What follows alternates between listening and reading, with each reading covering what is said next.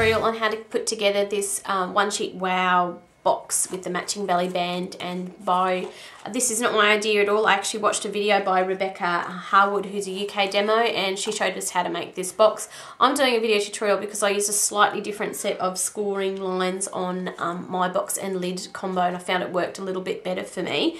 But Rebecca's video is great as well. This version is a little Christmas version, so it's got some Christmas tags on the inside that you would have seen on my blog. I'm going to make a little birthday version and show you the measurements that I used to put it together. So I love using Designer Series paper, but you can also do it with 12x12 cardstock. The DSP though gives you the two-tone colours, which is awesome. So I'm going to try and show you the whole kit and caboodle, cutting it as well as assembling it. So I'm not sure how well this is going to go down, but we'll try the best we can. So the first thing that you do, guys, is you need to cut a piece of off of your 12x12 cardstock that is 7 inches. So you just line it up here with the 7-inch mark and cut yourself a piece of 7-inch wide, and then we're going to turn it 90 degrees, line it back up with the 7-inch mark here, and we're going to have a piece of square 7x7 cardstock. That makes your base. Now the piece of 7-inch that you've just cut this way will now be 5 inches wide. So you're just going to take that, turn that 90 degrees and cut it at 5 inches again. So you now have a piece that is 5x5, a piece that's 7x7. You've got a little scrap here, which we'll come back to later. And we've also got this long 12x12 piece here that we'll also come back to in a minute. Alright, so let me put this out the way and show you how I'm going to score these. So let's take our 7x7 piece first. Going to put it on our scoring board here, and just be careful when you're scoring DSP as opposed to cardstock, because it's a bit thinner and you can tear right through it. Basically all I'm going to do is I'm going to score this at 1 3/4 inches on all 4 sides. So all that means is just going to turn it around and score at 1 3/4 inches.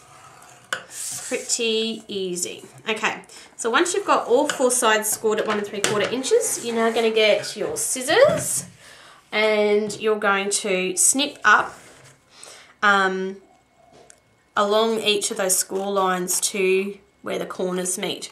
So you've got, you know, the score line down this way and that way. You're going to snip up to there and just rotate it 90 degrees and cut on that one corner all the time.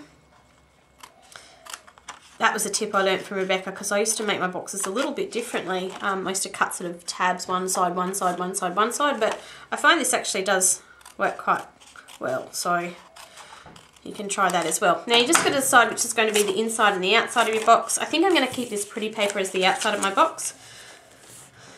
And that's the hardest thing about DSP. You've got to choose what paper you want to have on the outside. So you just want to fold along all of those score lines that you've got. Now I would ordinarily use double-sided tape to put my boxes together, but for the speed of videoing, I'm just going to use our good old snail to put it together. So once you've folded all those and you've folded your corners in, you're just going to put, I'd put double-sided tape, but actually when I do it, I run the double-sided tape down the seam so that your seams sort of sit together nicer. So I put where I'm putting the snail is probably where, no, it is where I would put the double-sided tape. So if you were doing this, I'd recommend double-sided tape. Okay, so once you've got double-sided tape, i.e. snail that I've used, you're just going to fold your corners together, and you're going to just going to go around your box. And snail is nice and quick, but you really only need to just get the drift of what I'm doing here. Okay, so we've made our box base. Voila. And now for the lid, you're going to use your 5x5 piece of DSP. Now we're going to score this one, and a tip I learned about making boxes from another demo, and I'm sorry I've forgotten who it was. I think it was Connie, but I'll have a link to the set of video tutorials. Teaches you how to make what they're calling a shim for the scoreboard. And I've made mine and I've put the pink thing on it so I can remember that that's what goes on there to make my spacing for my lids. And I always use this when I'm making lids for boxes now. honestly will put the link for you so that you can go there and make one for yourself. So this time, and I've mentioned it in tutorials before, is that when you make the lid, you're going to have a shim on your scoreboard. So this is what I'm referring to. Okay, so you've got your shim on because we're doing the lid, and we're going to score this at 3/4 of an inch. So on all 4 sides, we're going to turn and score it at 3/4 of an inch. Each time pushing it only up as far as that shim is. And one more time. And this makes sure that you have a perfect fit every single time for your box lid and base. Okay, so that's really important, and that's a big difference between mine and Rebecca's, is that she doesn't use that, which is fine, but I just like mine to be a little bit tighter. And so I've changed the score lines and used a shim for my box. Okay, so same principle as making the base. You cut up all those 4 sides, and then you're just going to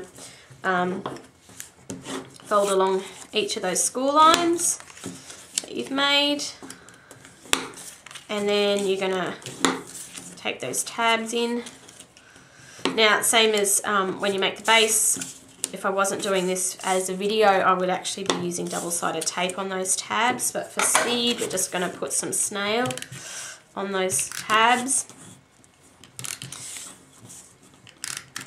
Okay, so then you're going to just do the same as you did for the box base, join the 2 sides up together in a point. And it's a bit speedy and a bit messy, but ordinarily I would do it a bit neater. But just to show you that your lid comes together, okay, and then hopefully you've got a really nice fit between your box base and your lid, and you do. And I just like that fit so much better, and it's such a fantastic thing to have that shim. And yeah, make yourself one. If you've got the Stampin' Up! Score tray, make yourself a shim. You will not regret it. Okay, so you have left a little strip of card paper from the bottom, and you also have this 5-inch wide strip. What you're going to do now is you're going to cut yourself an 2-inch long strips off of this 5-inch wide piece here. So all I do to make sure I get better inches, I just go back to the 4-inch mark, cut myself a strip, go back to the 3-inch mark, cut myself a strip. And so we'll work with those 2 1-inch strips first. The first one, we're going to make the belly band for the box out of. And the score marks for this, again, are slightly different to what Rebecca had on hers because of the way I put my lid and my box together. So I'll bring this back in, take that shim off, we don't need that. I'm going to put this in the score tray here, and then what we're going to do is we're going to score this at 2 3/4 inches, then at 4 1/2, then at 8, and then an odd little 9 7/8 on the end here. I don't know, that's what I found works for me. And sometimes with these boxes, it's the way you put them together, and everyone has a little bit different way of putting them together. So this one then I just go along, and I'm going to use the reverse or the opposite pattern for the belly band, of course. And we're just going to fold along all those score lines, and you end up with a band like that. And I'm just going to use snail under here and on the top of here, just so that when I glue it together, I've got snail under there, snail under there, and stick it together. I always stick it together on my box, purely because it's just nice to sort of have that snug finish and be happy with how it comes together. So I'm happy. Going to stick that on there like that. So that's the belly band. The other 1-inch piece I'll bring back in here, a 1-inch wide piece, sorry, I mean, by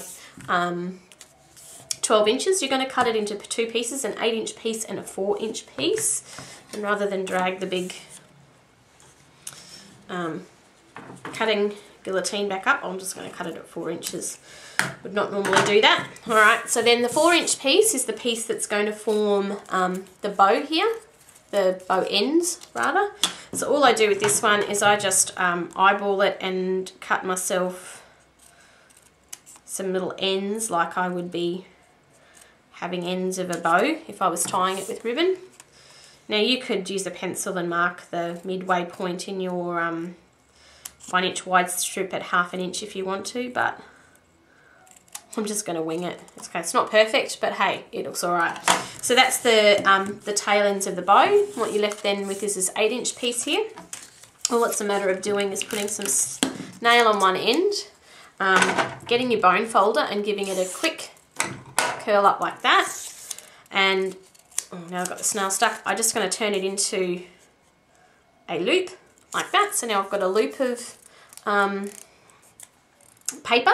Then what I do is I quickly sort of just, wherever I've joined it here, I'll give it a bit of a sort of pinch in, and I know that that kind of is the middle point at the top.